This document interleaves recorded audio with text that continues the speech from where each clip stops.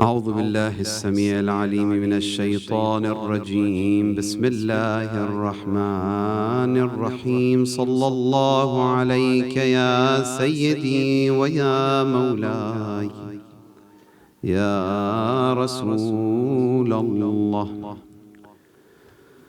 صلى الله عليك وعلى أولادك المعصومين. صلى الله عليك يا مولاي يا أبا عبد الله يا رحمة الله الواسعة ويا باب نجاة الأمة يا عبرة كل مؤمن ومؤمنة غريب يا مظلوم كربلاء. يا ليتنا كنا معكم سادتي فنفوز فوزا عظيما. طيبوا أفواهكم بذكر محمد وآل محمد. اللهم صل على محمد وآل محمد. Pour que notre majlis soit sincère pour Allah subhanahu wa ta'ala, الثانية بأعلى أصواتكم. اللهم صل على محمد وآل محمد. لنحظى بعناية بقية الله الأعظم صاحب الزمان الثالثة بأعلى أصواتكم. اللهم صل على محمد.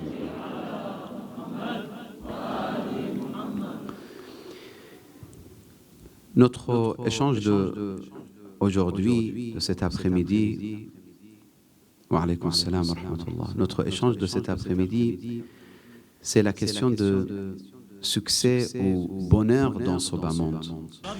Ou plutôt, vraiment succès, les succès qu'on peut avoir dans les différents domaines dans ce bas monde.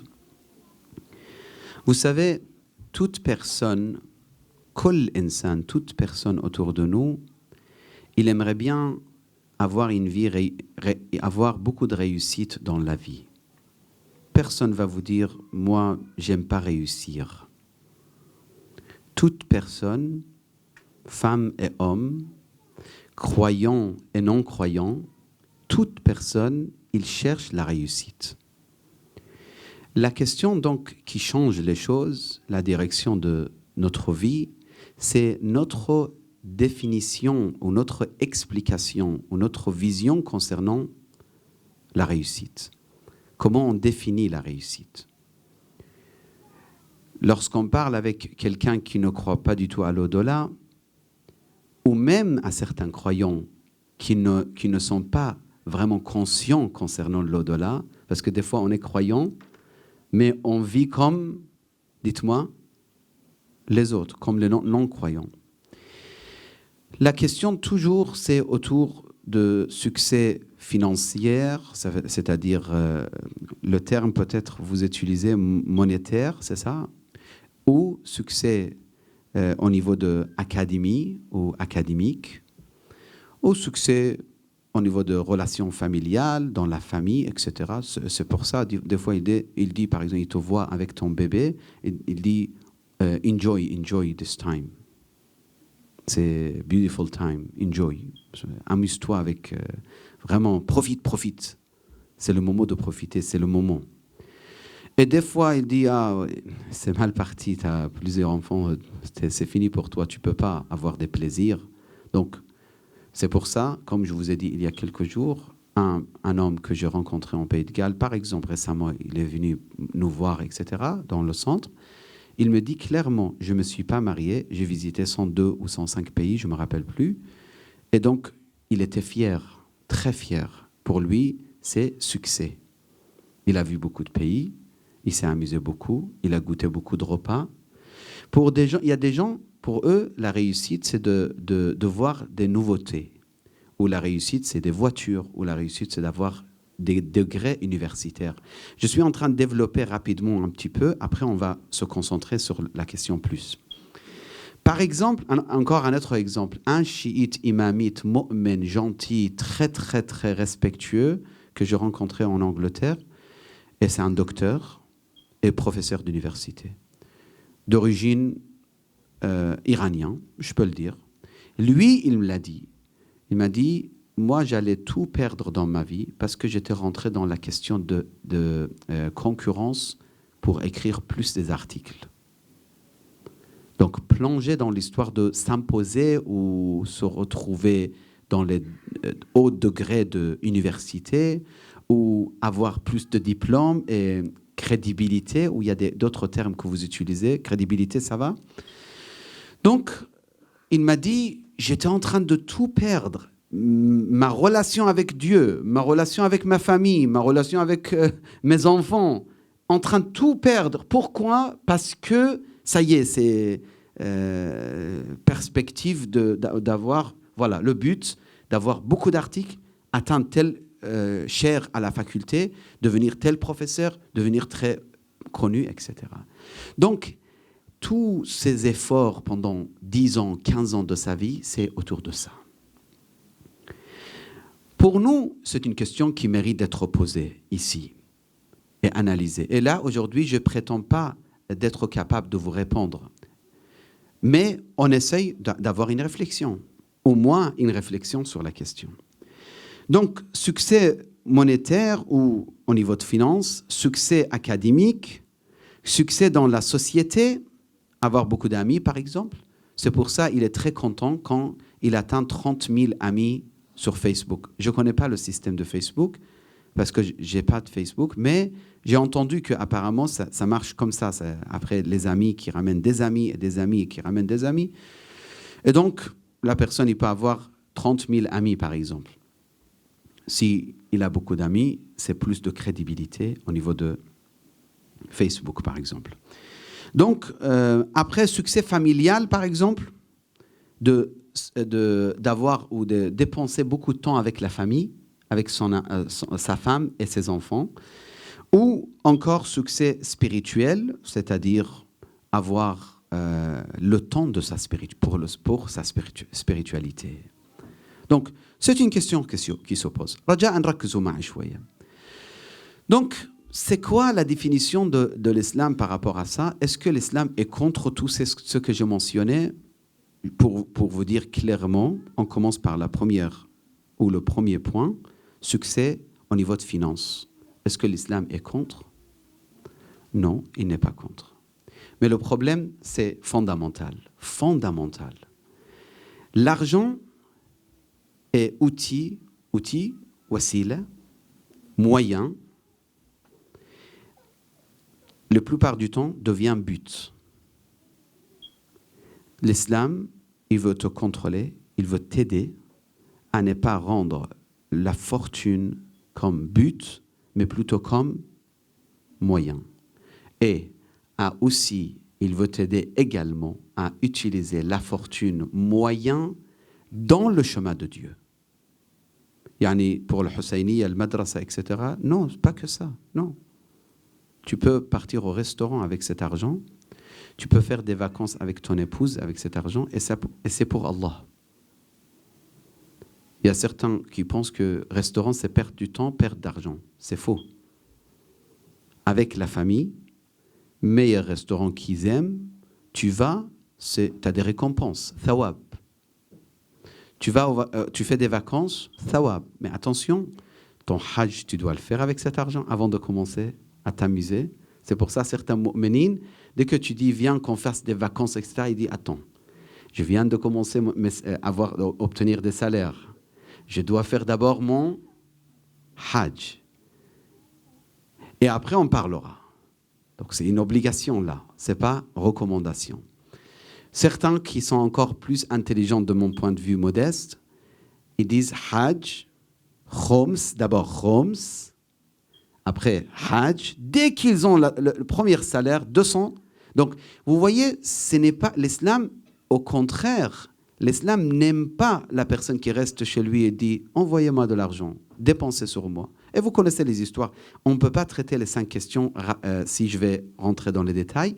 Mais rappelez-vous, par exemple, de l'histoire de Amir al-Mu'minin, lorsque quelqu'un il était soi-disant zahid, mystique, soi-disant, et l'imam il lui dit « Pourquoi tu fais ça? Pourquoi les autres dépensent sur toi?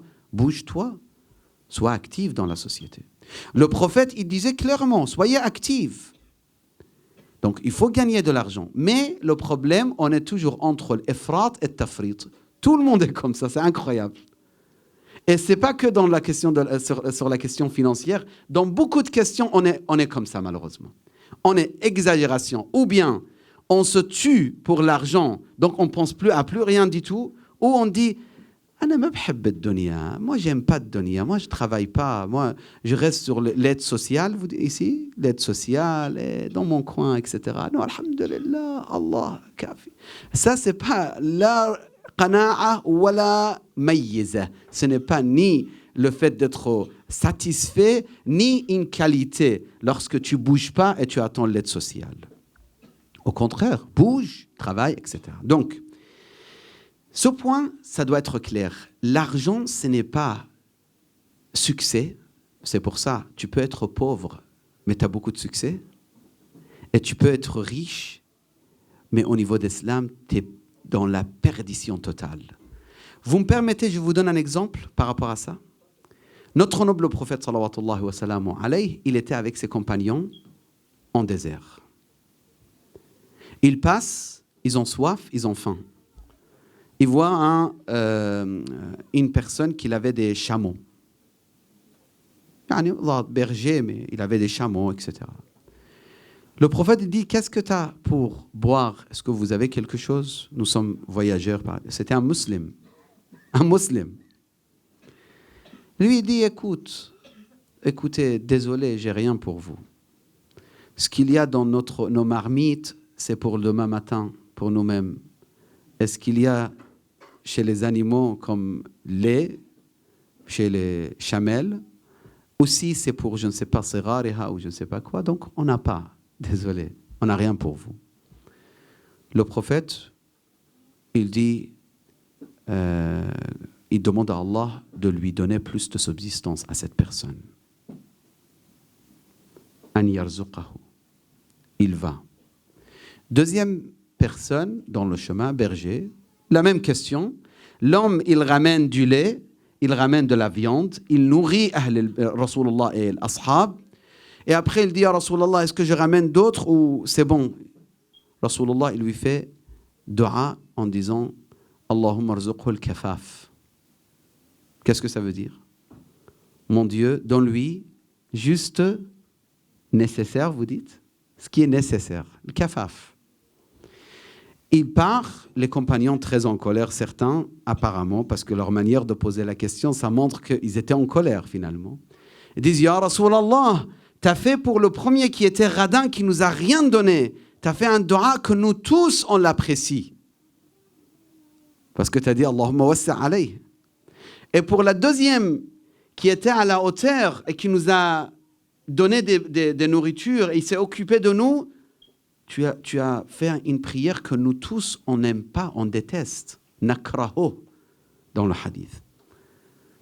Rasulullah sallallahu wa sallam alayhi, il donne une réponse que moi je vous dis, ça mérite d'être écrit dans votre cahier.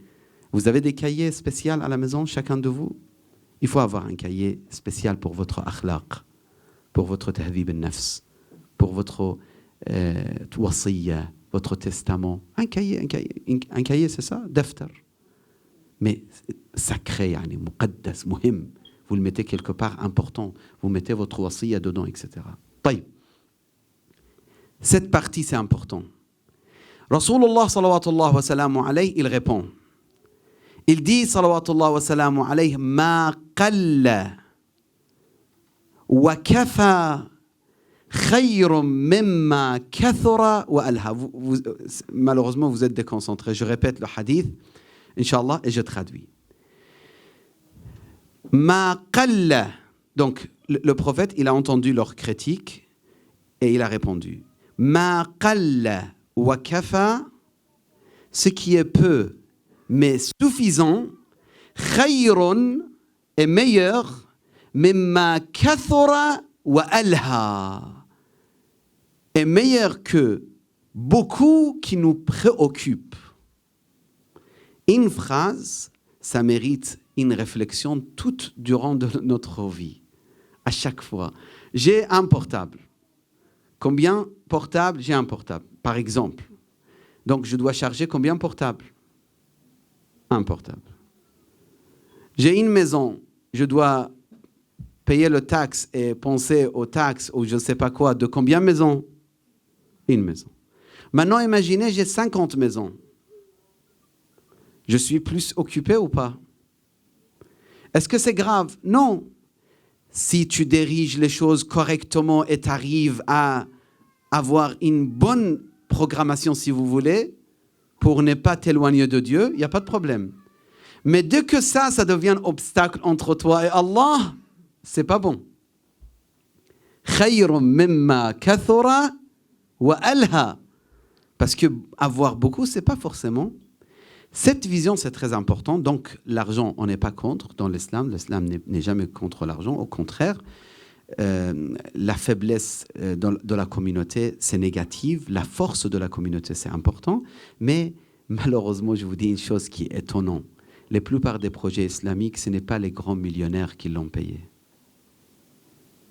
La plupart des projets, ça n'a pas été payé par les plus riches de la société. Il a été payé par les gens, chez nous, juste, moyens. Parce que eux, il y a des balances, il y a des accès, il y a des compréhensions, il y a des possibilités de discussion. Les hommes très très riches, c'est incroyable.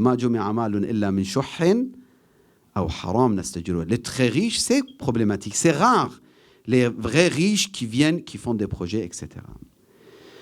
Donc, ça c'est premier point, question de argent et fortune. Question de succès académique. Vous savez, vous connaissez la réponse. Est-ce que l'islam est contre ou pour? Pour, on est bien évidemment pour. Mais pour quoi exactement? Pour avoir plusieurs doctorats et des diplômes que tu mets dans les tableaux et tu montres aux gens et tu es fier de toi, ou plutôt pour la connaissance qui devient comme pont vers Allah.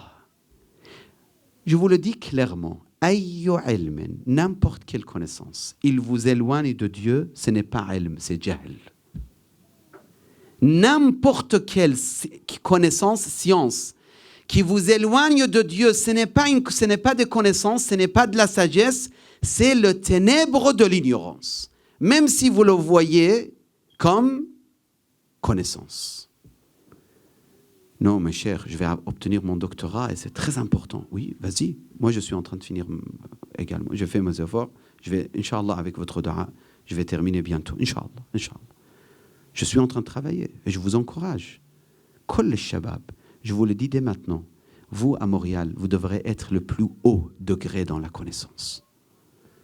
Ne vous contentez pas, shabab ou banat, le kol. Moi, je dis à ma fille, et je dis à mes filles ici, ne soyez pas contentes de peu. Ah oui, mais les musulmans, les banat et les mu'minin, comment ils vont étudier? Oui, on a l'accès d'étudier en respectant les règles de l'islam. Il n'y a aucun problème. Les femmes et les hommes, les filles et les garçons, le plus haut degré de la connaissance. A'la manazil al-ilm. Mais, attention, des fois on accepte de faire tel doctorat sur tel domaine qui est totalement banal, sans sens, perdition, même que ça nous éloigne de Dieu. Même des fois on accepte des boulots, des travail qui nous éloignent de Dieu juste parce que prestige, classe, etc. Non, ça c'est problématique. Les filles, dès maintenant, réfléchissez. Qu'est-ce qui est convenable par rapport à votre foi?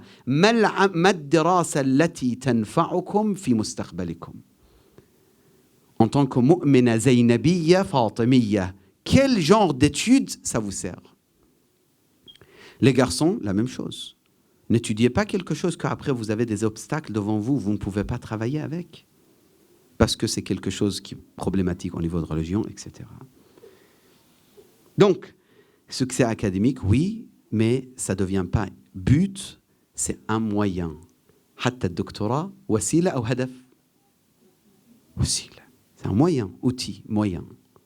Si ça devient hadaf, ça y est, on est aveugle. On est déjà aveugle. Nastajiru billah. Succès dans la société, par exemple, la question des amis. Est-ce que c'est bien d'avoir beaucoup d'amis ou c'est mauvais? Qu'est-ce que vous en pensez? La qualité, très bien. La qualité. Mais ce que ça va vous choquer, peut-être même qualité, d'avoir énormément d'amis, c'est problématique. Donc, il ne faut pas être fier quand tu as 5000 amis sur Facebook ou je ne sais pas quoi. Parce que les amis, tu dois t'en occuper. Tu ne peux pas avoir un ami, mais tu ne t'occupes pas de lui. C'est une responsabilité ou pas?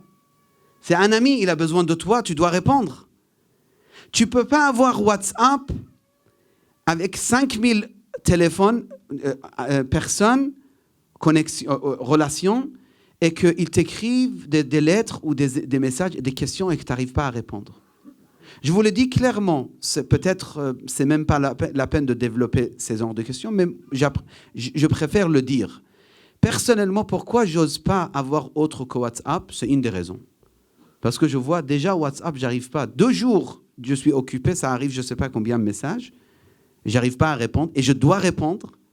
Et j'ai vu les gens comment ils ont été tristes quand tel cheikh il n'a pas répondu leurs questions. Et comment ils ont été blessés que tel sayyid il s'est pas occupé de eux. J'ai vu. Les gens ils croient que le cheikh il est pour eux, que lui. Il y a personne d'autre. Donc j'ai écrit au cheikh, il m'a pas répondu. Depuis 2 jours. C'est comme si le cheikh, en fait, il était assis à la maison, il attendait que ton appel. Et quand tu as appelé, lui, il n'a pas répondu, donc il est mal poli. Donc, si les gens ils voient les choses de cette façon, il ne faut pas se mettre dans des positions problématiques. Si je n'ai personne qui peut m'aider pour, etc. C'est une question très essentielle. Les amis, avoir beaucoup, ce n'est pas forcément le meilleur. Parce que chaque ami, il a son importance et il faut s'en occuper. Tu ne peux pas avoir beaucoup d'amis juste pour unwan. Parce que surtout, malheureusement, aujourd'hui, on a beaucoup d'amis des fois au niveau de Internet, mais réellement, quand on a des soucis, peut-être on n'a même pas 5 amis. Je connais des personnes qui me l'ont dit. Ils m'ont dit, subhanallah, dans les misères, quand j'ai pas cru. Dans les misères, il n'y avait personne. Personne. الناس من جهة التمثال كالشجرة تدور من حولها ما دامت الثمرة.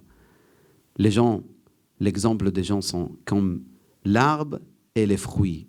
Quand l'arbre il a des fruits, ils sont autour de l'arbre. Quand il n'y a plus de fruits, adieu. On n'a plus rien à faire avec toi.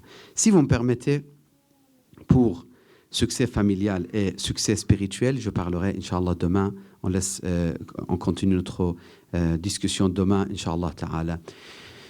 Al-Qasim ibn al-Hassan, salawatullah wa salamu alayhi. Ce soir, je voulais parler de Al-Qasim, qui est finalement le dépôt, l'amana de Imam al-Hassan chez l'imam al-Hussein, salamullah alayhi. Al-Qasim, il était enfant au niveau d'âge, mais il était sage au niveau de sagesse. Il était déjà hakim et prêt pour l'au-delà. Certains alim, ils parlent de sa personnalité, surtout des questions, parce qu'on n'a pas beaucoup d'informations malheureusement, mais une question qu'il a posée le jour de Ashura à Imam al-Hussein, lorsqu'il a dit « Ya Am, est-ce que je serai parmi les martyrs de Karbala? Est-ce que je quitterai ce bas monde demain, le jour de Ashura ?» Et l'imam al-Hussein, il lui confirme. Et il était plein de joie en disant « Ahla min al-asal ». Assalamu alayka ya mawlay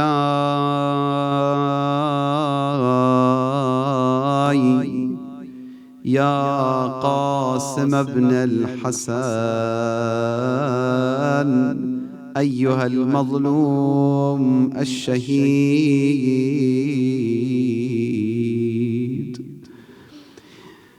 بعد أن استشهد علي الأكبر جاء القاسم إلى عمه الإمام الحسين. القاسم il est venu vers Imam al-Hussein après le martyre de Ali الأكبر.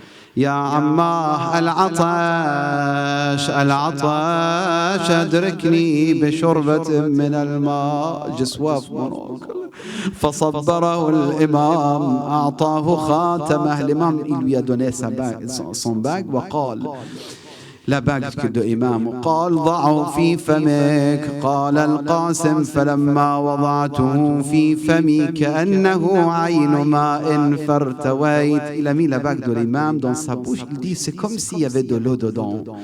ثم خرج القاسم بن الحسن وهو غلام صغير لم يبلغ الحلم. Il n'avait pas encore atteint l'âge de la puberté. بعدما سمع نداءات عم الحسين, après avoir entendu les appels de Hussein ibn Ali, lorsqu'il disait est-ce qu'il y a quelqu'un qui va protéger Ahl al-Bayt, est-ce qu'il y a quelqu'un qui croit à l'unicité de Dieu et qui protège les enfants de Rasulullah, est-ce qu'il y a quelqu'un qui peut nous soutenir et nous protéger? Et personne n'a répondu au appel de Hussein ibn Ali alayhi salam. Et là, le fils de Imam al-Hassan, al-Qasim, il vient, il se met dans les bras de Hussein. Ils disent